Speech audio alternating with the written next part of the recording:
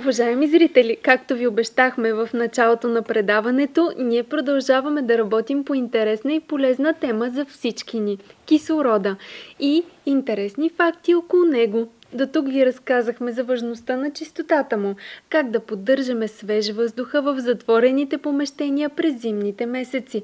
Разказахме ви за релаксиращото дишане, за повърхностното дишане, за здравословните и вредни ползи от тях, за дишането през устата и за дишането през носа. Колкото повече се задълбочаваме в тази тема, толкова по-необятна започва да ни изглежда тя. Така ли е, господин Георгиев? Да, определено. Наистина има много важни неща, които е хубаво хората да знаят и да прилагат. Хубаво е да ги правим ежедневно. Тялото се обновява всеки ден. Това повечето хора го знаят. Но колко човека си дават сметка, че основната функция на кислорода е да пречиства. Така че да не забравяме, че водата е съединение на кислород с водород.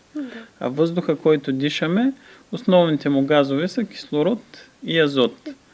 При всяко поемане на чист въздух, тялото си възстановява жизнената сила. Доктор Пол Брехт пише, че кислородът способства за здравословното отделяне и възобновяване на физическите фактори и метаболитните процеси на цялото ни тяло.